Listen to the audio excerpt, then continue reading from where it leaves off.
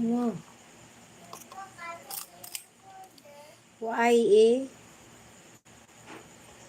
Sao? Ah. Sa ramaan Quincy baklan mo manghod mo ha. Ang green niya folder. Ano to? Folder? Ano, long or short? Dua bilog? Isa ka short, isa ka long?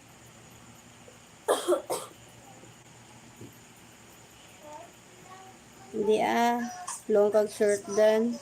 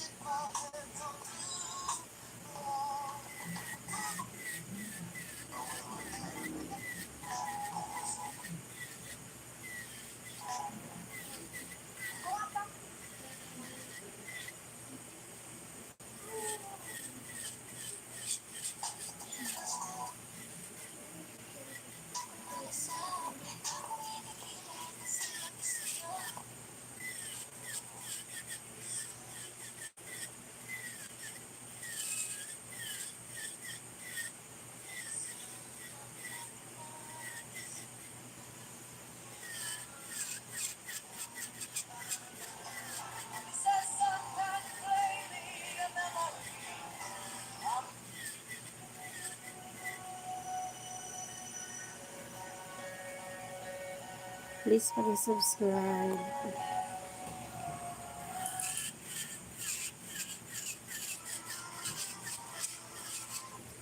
Please subscribe.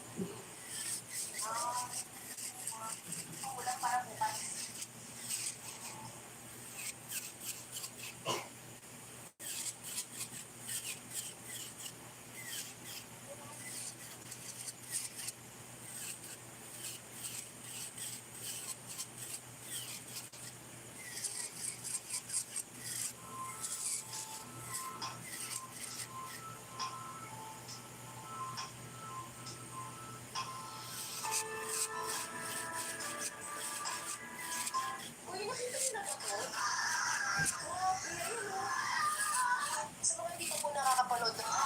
Uy, nakita niyo na ba to? Grabe, ayun o. Sa mga hindi pa po nakakapanood ng video na yan, yan po ay nangyari kahapon.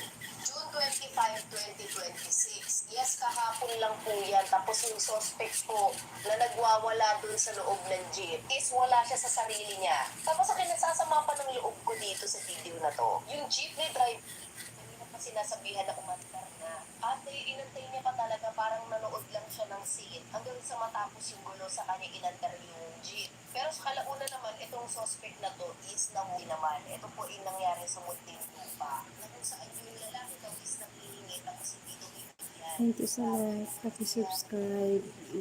Na ano kung sino pa maglabas, magpulunok. Please okay.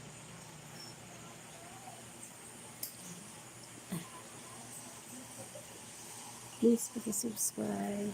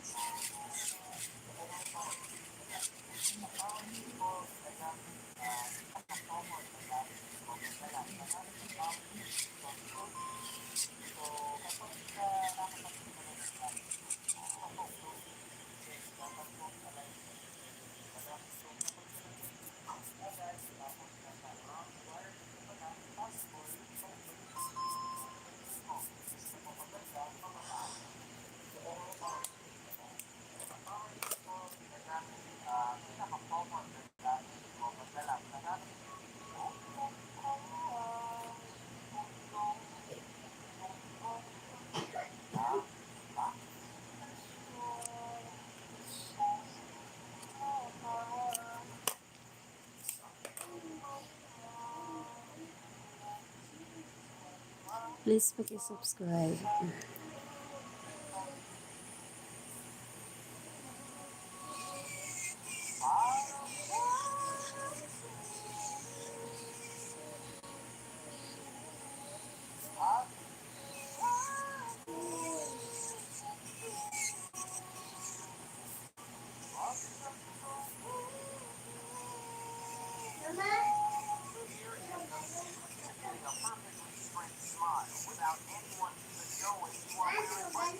Hmm.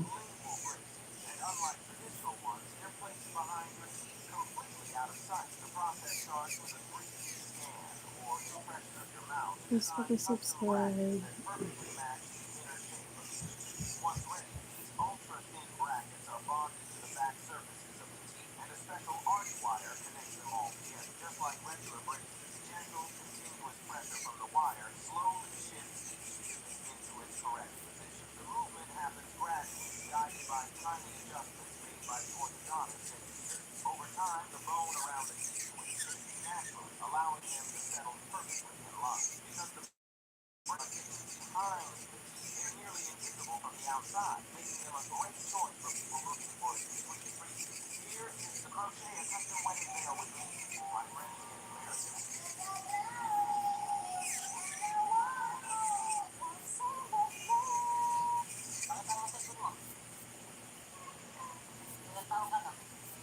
Paki-subscribe po.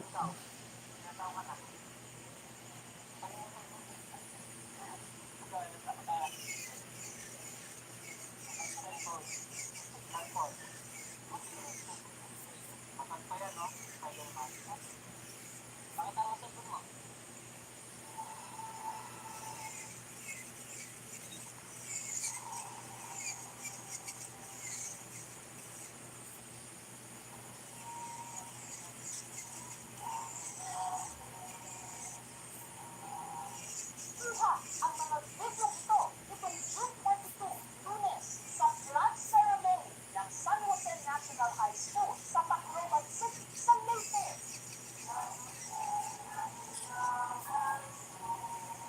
Ang mga estudyante guro, masiglat ang kumanta, lumiligtas sa morning exercise at nakinig sa mga announcement. Pagkatapos lang ang mahigit isang oras, hindi na kantahan at tawanan ang maririnig sa mga pasilyo ng eskwelahan.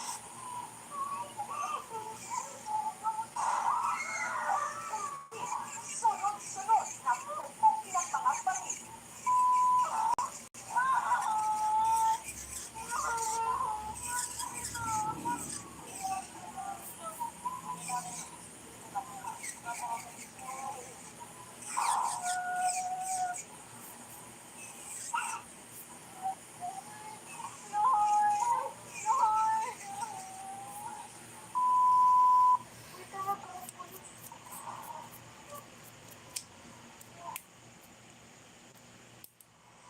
Ang naghahangkuhan ng tiyempo.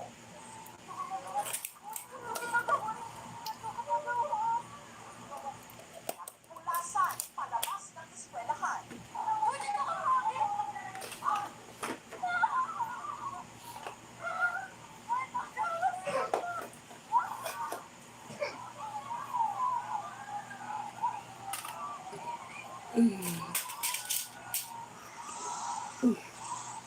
Yan, tumakbo sa isa sa pinakamalapit na bahay.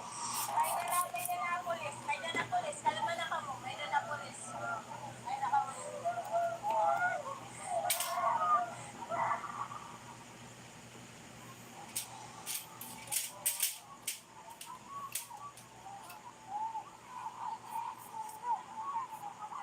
Dalawang po ang sugatan.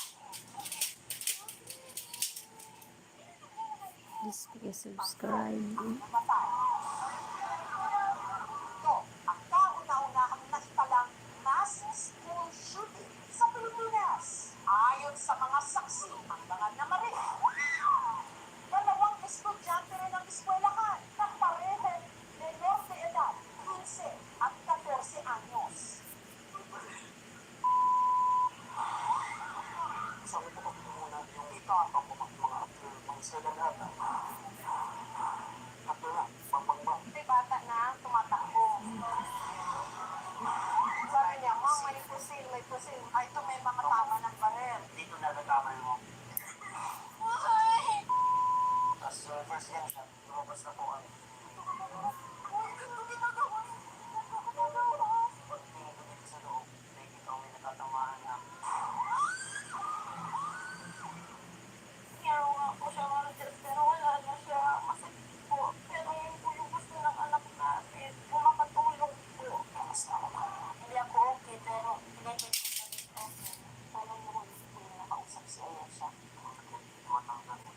Please, paki-subscribe. Sapatos, saan ko pa yun? Uuwi na trabaho. Ang malaking tanong ngayon, ang mga estudyante, ligtas ba sa itinuturing pa man din pangalawa nilang tahanan? Ang eskwelahan, ang gumagawa ng karahasan, mga kapwa estudyante rin nila na menor de edad.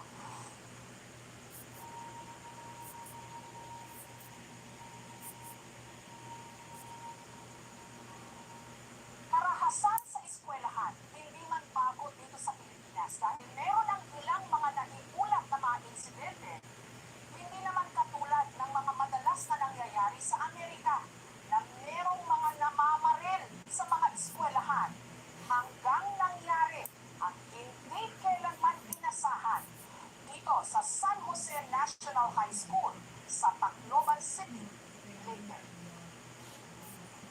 3 araw matapos ang pamamaril, suspendido pa rin ang klase sa San Jose National High School. Bakas pa ang mga iniwan ng trahedya. Sa mahabang pasilyo saan namaril ang mga batang gana, mga basag na bintana, itas na mga pintuan at dingding. Nagsimula ang pangungot dito sa pinakakantin ng San Jose National High School. Dito raw ko unang nagpaputok yung 2 batang gunman. In fact, naka-identify na po kung saan nahulog yung mga pasyon ng bala ng kanilang mga pinaputok dito. Saksi ang math teacher na si Sir Jason at PLP teacher na si Sir Glenn sa nangyari. Dito po ako. Dito kayo nagkaklase. Sabi ko po na yung dito ako mga saganata. At na, pagbang. Ang lapit na ng classroom nyo. Ano ang unang pinanila? Walang po. Pero wala akong tinamaan dyan sa mga tao. Please, paki-subscribe. Mula dito nagkawalay sila. Subscribe po and like. Hiwalay na talaga sila. So naglakad yung 14-year-old dito. Tapos tatlo na sa mga student ko. Diba na kayo? Yan po yung si Miss Lasso. Sinukulit niya po yung anak niya.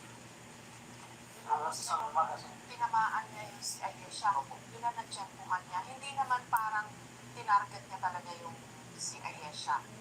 Sa puntong ito, nagsalubong sila ng gunman 2. Ito yung 15 anyos, yung 15-year-old. Tapos parang nag-usap sila dito sa Malaysia. Ang sumunod na nangyari. Naglakad pa sila. Dito sa first round po, nagpaputok na po sila. Ito po yung unang tamang sa bala. Sino yung tinamaan nito? Merong tinamaan sa internet. Sa pako, nagkukulang raw sa isang sulok ang mga estudyante si Sir Glenn. Sobra sa puwatan nakasuksok doon. Please, paki-subscribe. Habang nandun ako sa corner. Kasi naman, late na ako nakapasok dyan. Kasi naglalakad ako doon. Tumakbo na lang ako yung corner niya. Hindi, unfortunately, hindi ako nakadapa. Kasi naputlis niya. Dito niya kayo trinayin naman barilin. Kaya pasag yung salamin. Tapos nag-doon siya. Okay, pero sa awa ng Diyos, dito nung tumaan yung balas po. Pero ang pinaka-na-trauma at nasaktan sa nangyari, ang PLP teacher na si Ma'am Evita na hanggang ngayon hindi makayang bumalik sa kanyang classroom. Ma'am Evita, kamusta po kayo? It's hard to say okay, knowing that may mga bata akong Namatay. ilan po yung dalawa po, si Lawrence Fabian at saka si Yancy Sabana. 2 sa 3 namatay, estudyante ni Ma'am Evita at pati na ang mas batang namaril. Gunman. I checked the attendance, doon ko nga nalaman na isa lang ang absent ko. Nga, sabi ko, bakit nasaan siya? Sabi nila, nag-attend daw ng flag ceremony. Pero hindi naman siya pumasok. Ang second period, kumakain ako mga ilang subo, pumutok. May bata na tumatakbo. Sabi niya, Ma'am, may pusil, may namumusil. Sunod-sunod na po na putok. So, ang ano namin is nagtakbuhan na kami. may mga lumabas na video, doon ko lang nalaman na si Fabian nga pala talaga ang kasama yung isang student ko. Silang dalaw yung humahawak ng pintuan. Kasama ni Chris Lawrence Fabian, si Mark, tunay na pangalan sa sumulong ng kumara sa pinto. Pumutok po nila doon. Dahil lang po kami talaga na pumulak ng pinto. Kasi po, pinalitan yung classroom namin, tsaka binubuksan nila. Kasi gusto po namin malitas yung classroom. Meron po umiyak, meron po sumisilaw. Nakakandado ngayon ang classroom. Creeping saksi sa isang bangungo. Yun po ang mahirap na part. Kasi nasa akin may mga pressure. Kawan din yung Facebook. Kailangan lang mag-move on.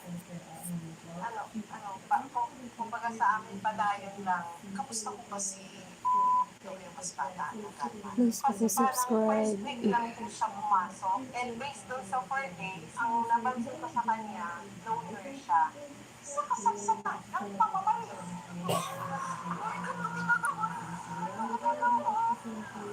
Nagtakbuhan palabas ng eskwelahan ang mga estudyante.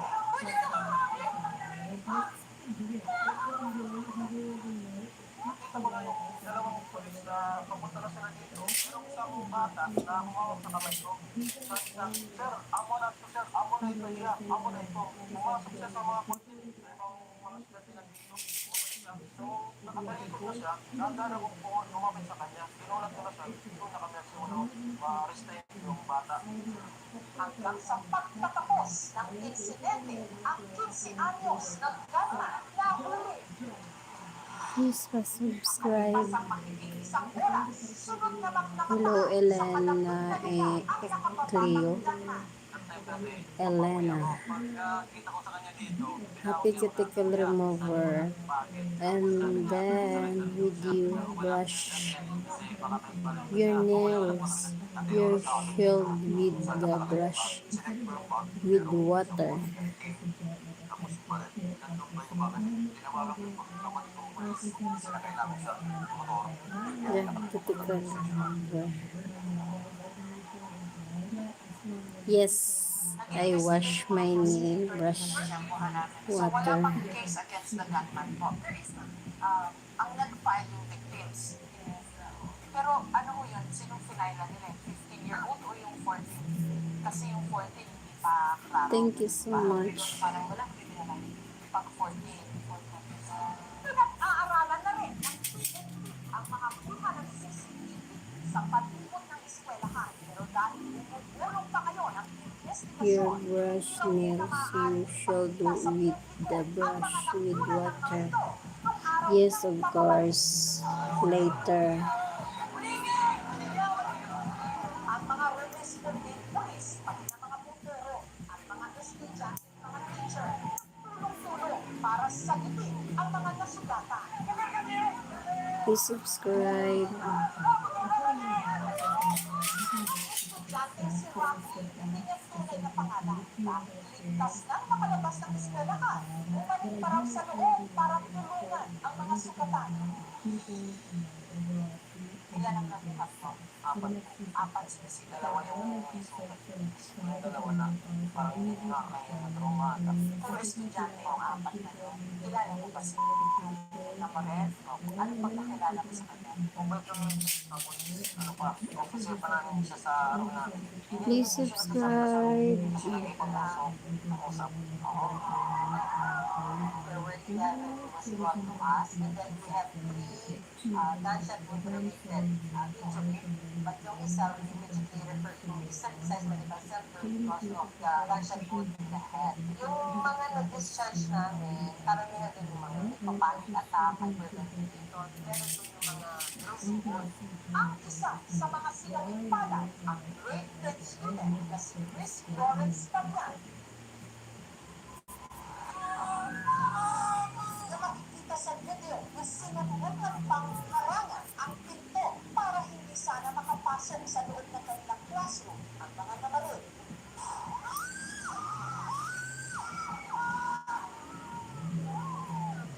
Dahil sa kanya ngayon, bayani.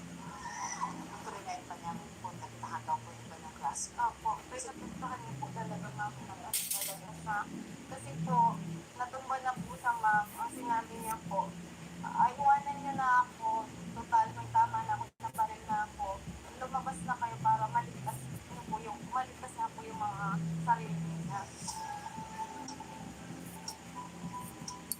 Clean my nails. I use water and the grass to keep them clean and soften the cuticle. Yes, of course. Thank you. Kasi po, pinapagalitan po siya kasi maliit po siya magpahirap tapos pagbalik po sa kanya sira na. Kaya yung parang sa kanya po masaya siya na hindi ko po siya napagalitan dahil gusto ko na huli niya po yung mali or yung Ginagamit daw si Fabian na pang-police ka. sinuot po na sinuot po na Aso niya yun. yan po yung ano po ma'am Jess, yung makatulog po. Ano po ito sa kapangan? Napanood niyo po yung Ah, ako po, isang beses ko lang po pinanood perfect po. Pero nga po siya Marcel, pero wala na siya. Makasip po, mapagbigay po yan, ma'am. Kahit po yung baon niya, ma'am, sinishare niya po. Kahit pagpasunan ako na maglalakad. Po siya nagdadamot sa mga kaibigan na classmate niya po.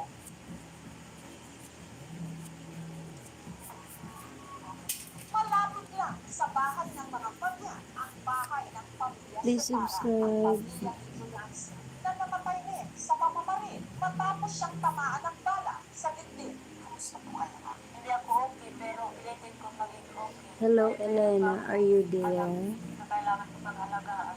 Anong klaseng anak po si Jayans? Mm. Daw dugan ng igo na kram. Mahal na mahal ko siya. Ayaw ko ito ang nangyayari sa kanya. Hindi ko gusto. Daw subang kram. Makita niyo na ho na wala na ho siyang buhay. Hindi ko ma-explain yung nararamdaman ko. Please paki-subscribe. Nagsisikap pa man din daw si Jayans na makapasok sa honor roll na taon. Naalala niyo ba yung huling pag-uusap niyo? Compared sa grade 7 pa lang siya. Ngayon parang kasi siya. Sabi niya, Mama, gusto ko may award. Tinatanong mo kayo sa akin. Bakit kayo nangyari? Tinatanong ko rin. I will also God. At that moment, at that time, na Lord, bakit hindi mo na pinadala ng maraming angel na nalaman ko na patay na yung anak ko, Lord. Why? Please subscribe. Papunta tayo sa burol naman ni Ayesha. Siya yung pangatlong Dughan maraigo na pati ang laki. Sa bagat patay man Japon. si Aniel Samico, grade 9. Dadughan maraigo na mo. Panganay sa tatlong anak na Aniel at Nico, breath and arrival sa ospital. Matapos tumagos ang bala sa kanyang kidney. Ako nakikiramay po ako sa inyo. Paano ko ba na paalam sa inyo kung nangyari? Sinabi na pumunta, punta muna kayo school ni Alisa dahil may nangyayari daw doon na putukan.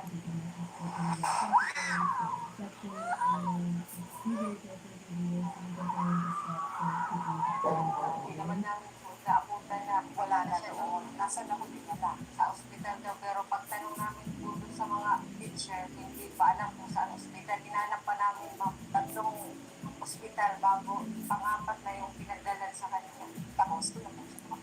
Doon yun ako nalaman na wala na siya. Hindi yun ako naabutan ng buhay. Mula sa Matang Rock sa katabi sa kanila. Tapos doon sa kanila, nagtambay na. Kasi kung baso ito, nagtagpuan sila sa gilid ko. Ito sa kabila.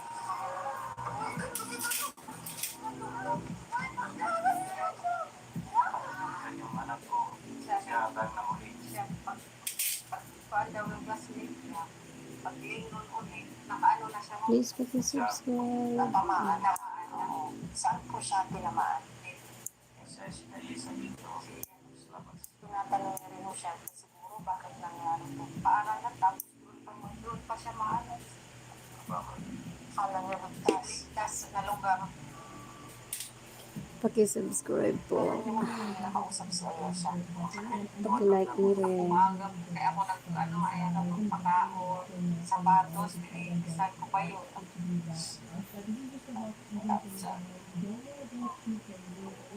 Uuwi ng trabaho. Anong klase mo bang anak si Ayesha? Maraming kaibigan. Anong sanang gusto niya maging professional? Thank you for watching.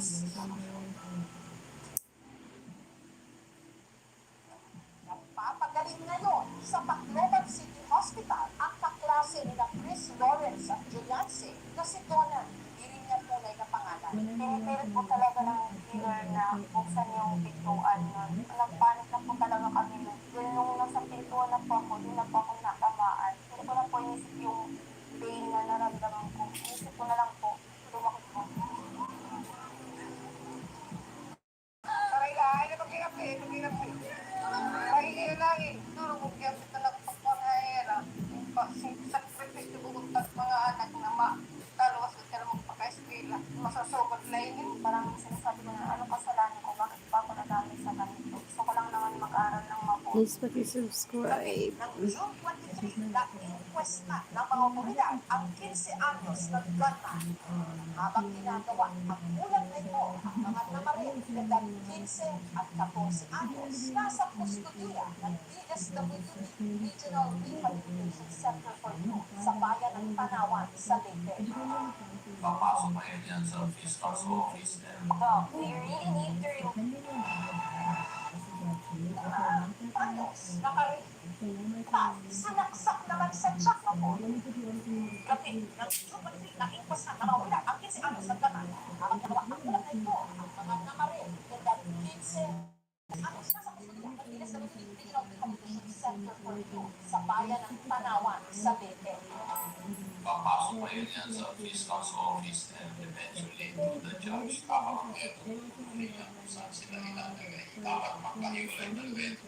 Lieutenant, kamusta na po ang usad ng Thank you sa like. tuloy po ang sa Please paki-subscribe. sa CCN na ano kong kaso? 3 counts of murder po and 3 counts of restricted murder and then multiple counts po na serious physical injuries. Pero yung 14-year-old dahil ang age ng criminal liability lang po ay 15. Yung 14-year-old, paano po kaya yun? Hindi siya magpa-file ng kaso. Sa pagka ngayon po, pero naka-turn over po yan siya under the custody po siya ng ating SSW. Kahit kaya po niya, is mag-undergo po siya mga interventions na gagawin ng ating SSW. Sa investigasyon, lumabas na ang baril na ginamit ng 14 anyos na gunman Please paki-subscribe and like. ang abogado, inaalam pa ngayon kung paano masakamay ito. Share na rin kung gusto niyo. Sinikat na raw sa gusto. Aragay. Ginamit ng mas nakapagandang gunman. Thank you sa like. Thank you sa subscribe.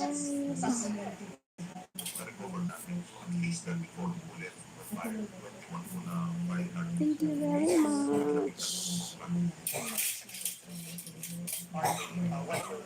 Uy, nagnganga na to sa kay. Si Bunsi eh. Nagnganga din. Isang may-ari ng Thank you so much. Please like and subscribe. the family code since they have the parental authority over the child. Sila po ay civil liable. Dapat provide damages po sa pamilya. Malaki ang papel dyan ng pamilya at yung other relatives. If you are a gun owner, you should be responsible na hindi mo dapat na pabayaan na kung saan-saan lang nagay yung iyong pag-aari ng armas. Dude, baril daan rin. Bata at kabataan doon sa pamilya.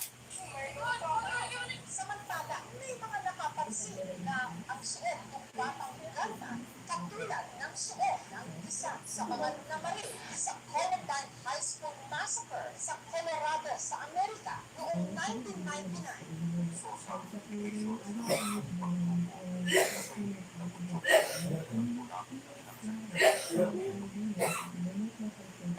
So very, very big. lumutang ang posibilidad na biktima ginamo ng bullying ng mga namatay. So very, very big.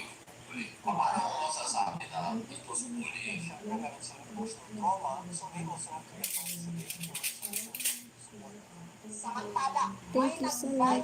Please subscribe. dalawang namatay sa Tacloban City kung saan tila pinag-usapan daw nila at plinano ang kanilang Yeah. ginawa pabinaral ang posibleng pagkakaabsuelto nila sa kaso dahil di umano sa Juvenile Justice and Welfare Act. Na-verify na kung bakit authentic po. Tinuturn over po natin yan sa ating anti-cybercrime unit para sila po magandang yan na investigation sa veracity po ng mga lumalabas na mga kodigo. So, dito natin nakukonsulta. Nabanggit din na baka na-influensyahan o naapektuhan ng online game ng Roblox ang mga batang ganda. Ang Roblox online game na pinuto ng marahas.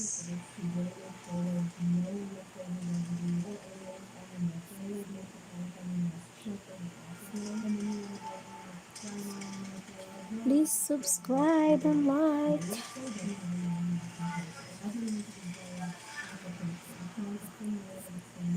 Sa nakalipas na mga linggo, ilang insidente ng karahasan ang naganap sa mga eskwelahan dito sa ating bansa na ang mga sampo, mga menor de edad. Estudyante.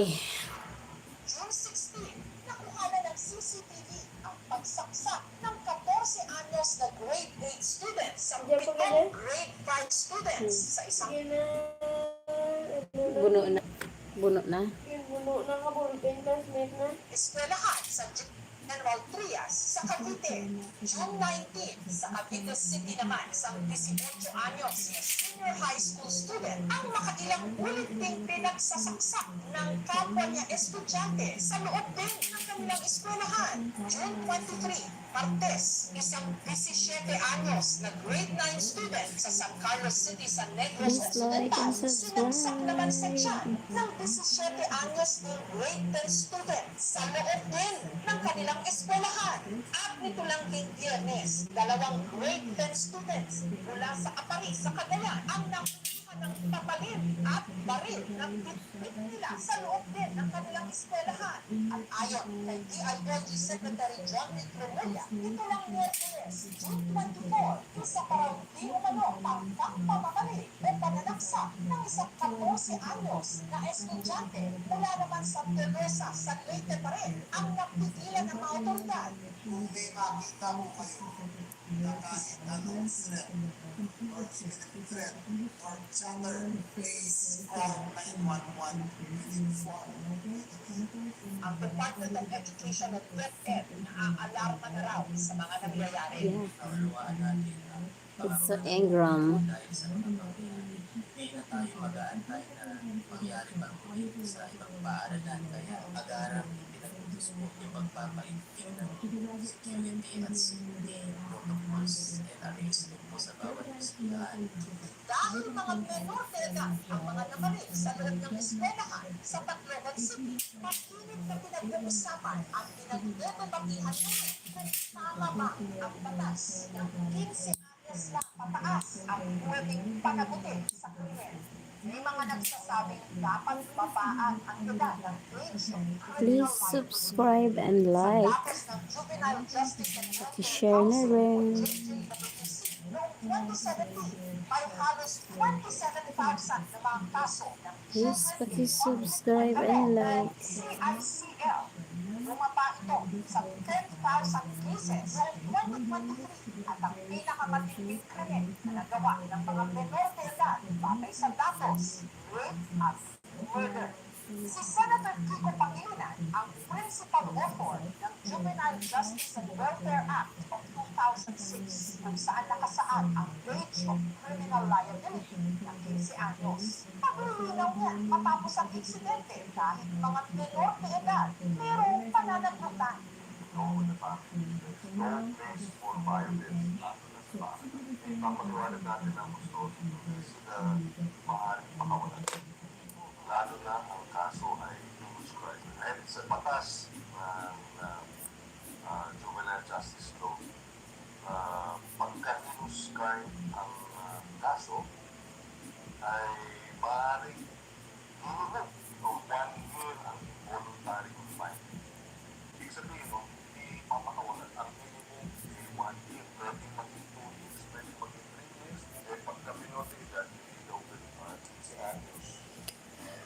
Please subscribe or like. Sinasabi nila dapat above 15. Share na rin. So, conditional siya na pero ang natatansin namin base sa mga interviews namin ng mga isang usually nakapagpapalala na siya so exceptional yung mga kasi so usually meron din naman kaso yung RA 9344, the Juvenile Justice and Welfare Act, ay actually in compliance or in accordance to the basic principles and concepts of the UNCRC United Nations Convention on the Rights of the Child, which highlight the rights of children to survival, protection, development, and participation. Dito, yung minimum age of criminal liability 15. Isinusulong naman ni Senator Robin Padilla na ang miyentahan ng batas na ito ang pagpapakit sa 10 taong gulang ang age ng criminal liability pagdating sa mga kamong human na krimen. I-upload na natin yan. Thank you sa like. Thank you so much. Nasa mukha na natin na medyo hindi lang din sa Pilipinas na meron ganyan yung edad pinapaba. Dapat na natin gawin yan. Ngayon na. Anong masasabi mo sa ganitong nangyari sa eskwelahan?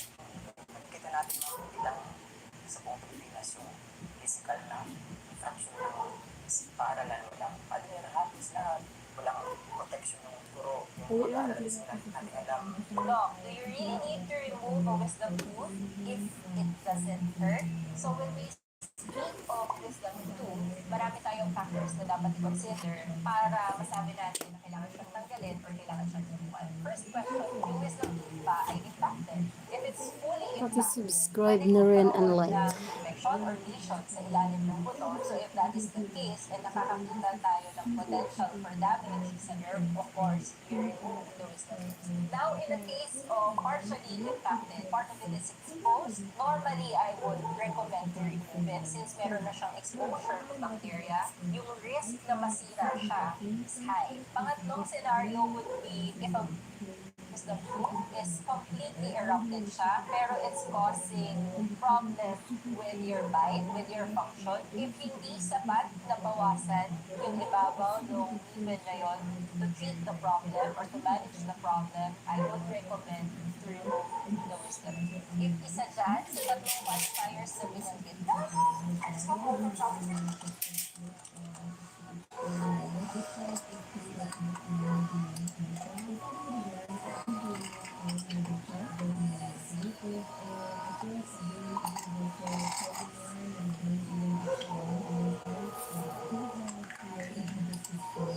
Hi. Hi, Emma.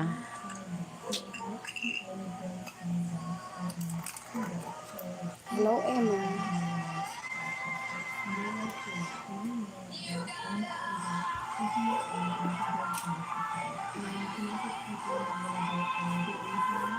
Paki-subscribe, Emma.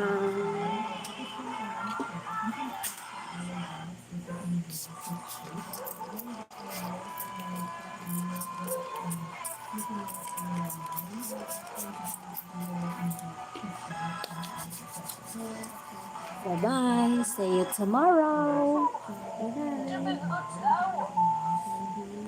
Bye. See you tomorrow.